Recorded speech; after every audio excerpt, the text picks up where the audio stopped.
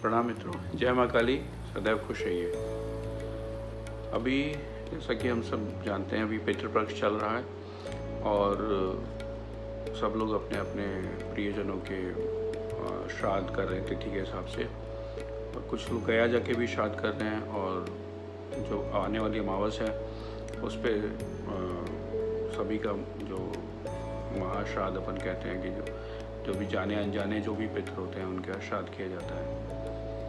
ये जो श्राद्ध कर्म है ये हम हर साल करते हैं और इसका बहुत ज़्यादा महत्व है। जब बात होती है प्रायश्चित करने की बात होती है कि कोई भी गलती हम मानते हैं कि किसी भी तरह की हमसे कोई गलती हुई है पूर्वजों के प्रति या पूर्वजों से कोई गलती हुई है, तो उसके लिए ये तर्पण आदि कर्म किए जाते हैं। तो इसी बात को संदर्भ को ध्यान में रखते हुए और बार बार जो पितृदोष के बारे में जब बात उठती है तो मुझे लगा कि इस पर एक वीडियो बनाना चाहिए कि किस तरह से हम ज्योतिष के हिसाब से और आध्यात्मिक हिसाब से हम किस तरह से इसको सही मायनों में कर पाएँ, जिसका कि हमें ऐसा पॉजिटिव रिज़ल्ट मिले जो हम हर साल श्राद्ध कर रहे हैं और हमें नहीं मिल रहा है, और पितृ उससे प्रसन्न भी हो और उनको शांति भी मिले और हमारे जीवन में और हमारे परिवार में भी शांति आए। तो हम शुरू करेंगे कि जब हम बात करते हैं कि अलग अलग तरीके के पितृ ऋण, मातृ ऋण, ऐसे कई तरीके के ऋण होते हैं एक इंसान पे, एक परिवार के ऊपर। और अभी आज जो हम बात करेंगे वो सिर्फ पितृ ऋण के ऊपर बात करेंगे कि पितृ ऋण किस तरीके का है, आप उसको कैसे पहचानेंगे, किस तरीके का पितृ ऋण है, उसके हिसाब से किस हिसाब से हम उपाय करें कि वो जो ऋण है वो जल्दी से जल्दी ख़त्म हो जाए और उनको भी शांति मिले और हमें भी शांति मिले मानसिक रूप से और आर्थिक रूप से, सेहत के हिसाब से हमें आराम मिले। तो हम इसको किस तरह से करें ये हमें देखना है। इसमें जन्मपत्री में तो हमें दिख ही जाता है कि किस तरह का ऋण है, पितृ ऋण है, मातृ ऋण है, अजन्मे का ऋण है, कैसा है। ये तो हम जन्मपत्री में कोई भी जो भी अनुभवी ज्योतिषी होगा वो देख ही लेगा उसके अंदर। लेकिन हम इसको देखना चाहते हैं आम आदमी के नज़रिए से कि आप अपने आप कैसे पहचान सकते हैं कि किस निशानी से या किस तरह की तकलीफ़ों से हमें ये पता चल सकता है कि हमें किस तरीके का ऋण है हमारे परिवार पर या परिवार में और उसकी वजह से हमें क्या तकलीफ़ें हो रही हैं। तो तकलीफ़ों को निशानी समझ के हम वो पितृ ऋण समझ सकते हैं कि वो किस पर्टिकुलर किस ग्रह से हो रहा है। तो उसी निशानी से हम उसके उपाय कर लेंगे तो उससे कम से कम हमें काफ़ी हद तक आराम मिल जाएगा, बिना जन्मपत्री दिखाए या बिना उसकी गणना की गहराई में जाए। ठीक है, तो आप ये ध्यान रखिएगा कि किस तरह की निशानियाँ आप फेस कर रहे हैं, किस निशानियाँ आप जीवन में, किसी कठिनाइयाँ आप जीवन में देख रहे हैं, उससे इसको मिलाने की कोशिश करिएगा कि कौन से ग्रह से बन रहा है, तो फिर उसी हिसाब से उसका उपाय हो जाएगा। तो हम अगर देखेंगे तो सबसे पहले हम देखते हैं गुरु से, हम देखते हैं कि गुरु अगर पितृ ऋण का कारक है और गुरु में अगर दोष आ गया है, पितृ दोष वाला, तो क्या निशानियाँ होती हैं उसकी। तो उसमें जो सबसे बड़ी निशानी है वो ये होता है कि बाल सफ़ेद हो जाते हैं, असमय बाल सफ़ेद हो जाना, कम उम्र में बालों का सफ़ेद हो जाना, और बालों के सफ़ेद हो जाने के साथ साथ ही तरह तरह की तकलीफ़ों का घर में आ जाना, बीमारी का, आर्थिक रूप से दिक्कतों का आना, कई तरह की परेशानियां उसी समय से शुरू हो जाती हैं। तो अगर हम उस समय को पकड़ पाएंगे कि हम कब ऐसा हुआ और कब ये दिक्कतें शुरू हुई, तो ये हम समझ पाएंगे कि गुरु से हो रहा है, अगर ऐसा हो रहा है तो। दूसरा होता है कि काली खांसी होना या फिर सर में दर्द होना।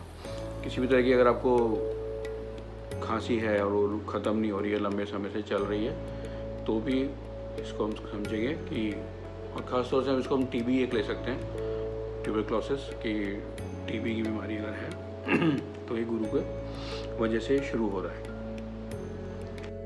गुरु के बाद हम सूर्य लेते हैं, दूसरा ग्रह। तो सूर्य में क्या होगा कि सूर्य में हमें ज़्यादा कोर्ट केसेस हमें दिखाई देंगे। अगर हमारे घर में कोर्ट केसेस हो रहे हैं और अनावश्यक कोर्ट केस का होना, लीवर में इशू होना, आँखों में इशू होना, हार्ट में इशू होना और गलत डायग्नोसिस का होना, दांतों का बेवजह निकलवा दिया जाना, डॉक्टर कहे आपसे कि दांत निकाल दीजिए, इससे ठीक हो जाएगा, उसको निकाल देने से आँखों में दिक्कत आ जाना, ये सब जो भी चीज़ें होंगी ये सूर्य का पितृदोष होने की वजह से ये सब चीज़ें दिखाई देंगी। तो हमें इस तरह से ये समझ आ जाएगा अगर ये सब हमें दिक्कतें हो रही हैं परिवार के अंदर, जातक को या परिवार में और किसी को भी, तो मतलब इसको आपको ऐसे देखना पड़ेगा पूरे ख़ानदान में जहाँ तक खून चल रहा है उनके अंदर ये कॉमन चीज़ें आपको देखते जाने पड़ेंगी कि हमारे परिवार में दिक्कत है और बाकी लोगों में भी इसी तरह की चीज़ें हो रही हैं। अगर आपको नंबर ऑफ़ केसेस ज़्यादा दिखाई देते हैं तो इसका मतलब ये है कि ये पितृदोष की निशानी है। ठीक है, अब आगे चलते हैं। तीसरा हम देखेंगे शुक्र में। शुक्र में क्या होता है कि शादी के वक्त मातम होता है कि शादी हो रही है और कोई अचानक बीमार हो जाए, किसी को हार्ट अटैक आ गया या किसी की डेथ हो गई, कुछ हो गया, शादी के वक्त में ही मातम होगा। ये अगर निशानी परिवार में या ख़ानदान में दिखाई देती है तो इसका मतलब ये है कि शुक्र का पितृदोष है, ख़ास तौर से यही दिखाई देगा। और अगर किसी तरह की स्किन प्रॉब्लम है तो भी शुक्र का दोष होगा। एक ही जैसी स्किन प्रॉब्लम अगर जेनेटिकली फैमिली में चल रही है तो ये भी शुक्र का पितृदोष है। और अगर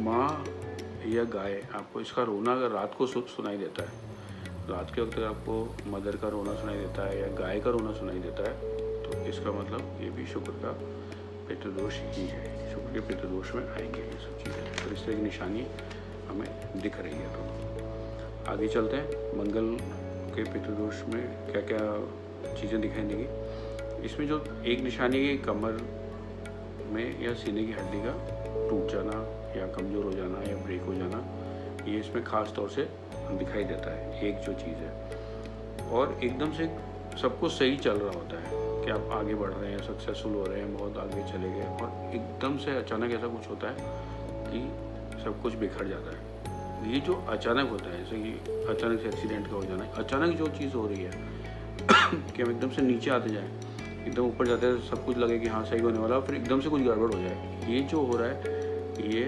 मंगल के पितृदोष की निशानी होती है। और ख़ास तौर से ये होता है कि कोई बच्चा जवान हुआ, बेटा जवान होता है और उसके बाद 28 से लेकर 36 साल की उम्र के बीच में अगर उसको एकदम से नुकसान होना शुरू हो जाए, तकलीफ होने लग जाए, एकदम से ऊपर बढ़ते बढ़ते गिरने लग जाए, ये जो हो रहा है ये क्लियर कट मंगल के पितृदोष की निशानी है। इसमें मंगल का रोल हमें स्पष्ट दिखाई देगा। और खून संबंधित इश्यूज होंगे और जैसे ही कोई टीनेज में आएगा तभी उसको एकदम से तकलीफ़ें शुरू हो जाएंगी। और किसी का मर्डर होगा लेकिन जिसका मर्डर हुआ उसके कातिल का पता नहीं चलेगा कि किसने मारा, ये पता नहीं चलेगा कि कौन था खूनी, या उसका केस पूरी तरह से सॉल्व नहीं हो पाएगा। ये सब चीज़ें जब होंगी तो मंगल की पितृदोष की निशानी है। इसके बाद हम आगे बढ़ते हैं बुध के पितृदोष पे कि बुध में क्या होता है। बुध में क्या है कि जैसे कि कोई आदमी कुछ होने वाला है, ख़ास तौर से इलेक्ट्रिसिटी से रिलेटेड कुछ चीज़ है, ये आपको बुध में भी दिखेगा और राहु में भी दिखता है।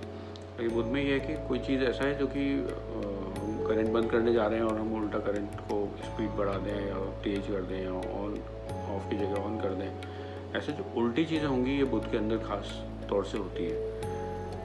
कि और दूसरा कि बेटे के जब जन्म होता है उसके बाद में बाप का डाउनफॉल शुरू हो जाता है। तो ये अगर परिवार में दिखाई दे रहा है कि जब बेटे जन्म ले रहे हैं और उसमें परिवार में गड़बड़ियाँ शुरू हो रही हैं, डाउनफॉल शुरू हो रहा है, तो ये खास तौर से बुध के पितृदोष की निशानी है। और अगर आदमी का रोना रात को सुनाई दे या आदमी रात को रो रहा है पिता, तो भी ये बुध के पितृदोष की निशानी रहेगी। और जब नया साल आता है तो नए साल पे अगर बहुत नुकसान होता है, कोई मेजर नुकसान हो रहा है, बीमारी हो रही है या कोई डेथ हो रही है, एक्सीडेंट हो रहा है, बहुत सारा पैसे का लॉस हो रहा है, तो भी ये भूत के पितृदोष की निशानी है। इसमें जो भी पर्सन चुप रहता है, ज़्यादा बोलता नहीं है, चुप रहता है, उसकी ज़िंदगी सही चलेगी, और जो ज़्यादा बातचीत करेगा, लोगों से मिलेगा जुलेगा, उसको ज़्यादा नुकसान होगा। और इसमें एक ये भी है कि गुमनामी जैसी भी रहती है कि आदमी बहुत ज़्यादा लर्नड है, बहुत पढ़ा लिखा है, लेकिन वो उसको कोई जानता नहीं है, वो गुमनाम रहेगा। ये भी इसमें इस पितृदोष की निशानी है। और नर्व्स का इशू आएगा और स्किन डिजीज आएगी, दो इसके अंदर क्लियर आएगी। अगर ये परिवार में हैं ये बीमारियां, तो आप समझ सकते हैं, सबको जोड़ के देखेंगे, सारे मिक्स होकर आपको सारे एक साथ दिखाई देंगे। अगर ये सब मिक्स होकर दिखाई दे रहे हैं तो इसका मतलब बुध के पितृदोष की निशानी है। आगे बढ़ेंगे हम शनि की तरफ। शनि के पितृदोष में क्या क्या चीज़ें होती हैं। इसमें ये होता है कि सपोज़ कोई शाम को आपको अच्छी खबर मिलती है और अगले दिन सुबह वो खबर एकदम उल्टी हो जाती है। जैसे शाम को कोई डील की बात हो रही है, कोई सामान बेचने की बात हो रही है, कोई मकान बेचने की बात हो रही है, कोई प्लॉट की है, और सुबह अगले दिन वो कैंसिल हो जाता है। ये जो शाम सुबह में जो बदलाव आता है, ये ख़ास तौर से शनि के पितृदोष की निशानी होती है। और बारिश में बाहर सामान का ख़राब होना, आँखों का इशू, लेकिन आँखों में जैसे मिट्टी गिर जाती है, कुछ गिर जाता है, तो जो इशू क्रिएट होता है वो इसमें होगा। और मशीन का बार बार ख़राब हो जाना, मशीनों में दिक्कत आना, मशीन हम बेचना चाह रहे हैं, बिक नहीं रही है, मशीन में गाड़ियाँ और ये सब भी आ जाएंगी। और गोदाम में आग लग जाना, तो फायर इंसिडेंट होते हैं, और आग लग गई और फायर ब्रिगेड लेट आ रही है, ये जो सभी बातें हम सुनते हैं या देखते हैं, ये सब चीज़ें शनि के पितृदोष में निशानी होती है। और प्रमोशन में अगर आपको रुकावट आ रही है, नौकरी में प्रमोशन नहीं मिल पा रहा है, तो ये भी शनि के पितृदोष की निशानी है। और सांप दिख रहे हैं सपने में या बाहर, तो भी शनि का पितृदोष कहलाएगा। अगर आपको सांपों संबंधित दिक्कत आ रही है, सांपों से डर लग रहा है, घर में सांप आ रहे हैं, सपने में सांप दिख रहे हैं, तो भी शनि का पितृदोष ही कहलाएगा इसमें। और इसमें जो सबसे बड़ी दिक्कत आती है वो ये आती है कि मकान का सुख नहीं मिलता है। विवाह सुख एक चीज़ है, जैसे मकान का सुख होता है कि आपने मकान खरीदा, बड़ा खरीदा, बनवाया, करा, लेकिन उसमें आप रह नहीं पा रहे हैं। ये जैसे ही आपने मकान का काम शुरू करवाया, मालूम पड़ेगा ट्रांसफ़र हो गया या कोई और दिक्कत आ गई, हम उसको आगे मतलब मकान में रह नहीं पा रहे, ये दिक्कत आएगी। मकान में आपको चैन से आप रह नहीं पाओगे अपने घर के अंदर। ये अगर दिक्कत आती है और ये आपको दिखती है अलग अलग लोगों में, खानदान के अंदर, तो ये शनि के पितृदोष की सबसे मजबूत निशानी है। आगे बढ़ते हैं राहु की तरफ। राहु में क्या होता है? राहु में होता है कि सुबह सब कुछ सही होता है, शाम को सब गड़बड़ हो जाता है। जैसे हमने सुबह दिन अच्छा शुरू किया, सब कुछ बढ़िया है, और शाम होते होते सारा कबाड़ा हो जाएगा। ये जब ऐसे निशानी दिखती है तो इसका मतलब राहु का है। और इसमें करंट से, इलेक्ट्रिसिटी से जुड़ी हुई चीज़ें होती हैं, शॉर्ट सर्किट और करंट लगना और ये सारी चीज़ें। तो ये इसके अलावा सोने का खो जाना, गोल्ड अगर आपका खो जाता है, कोई चेन तोड़ के ले गया, कुछ हो गया, तो ये भी राहु के पितृदोष की निशानी है। रास्ते में किसी ने लूट लिया, छीन लिया, आपको गोली मारी, आपको चीज़ आपको छीन के ले गए स्नैच करके, ये सारी चीज़ें अगर हो रही हैं तो ये सब राहु के पितृदोष की निशानी है। और शरीर का मोटा हो जाना, बहुत ज़्यादा एक्सेस वेट हो जाना, टीनेज के अंदर ही है, मतलब ऐसा हो रहा है कि अभी जैसा बड़ा हो रहा तो पेट सा बॉडी बन गई और ये सब बॉडी हो गई।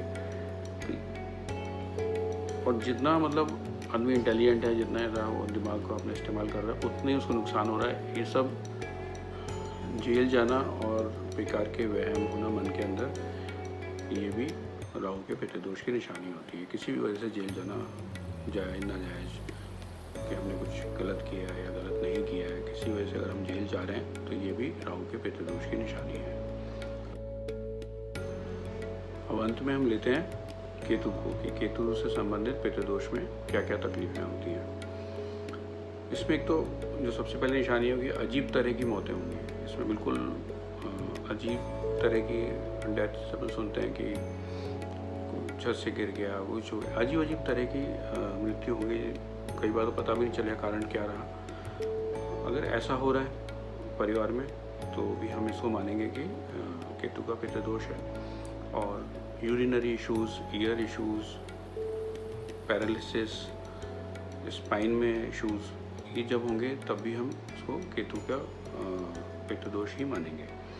इसके अलावा क्या होता है कि हम रास्ते में जा रहे हैं और हमारा सामान चोरी हो गया, पैसे खो गए, किसी ने जेब काट ली।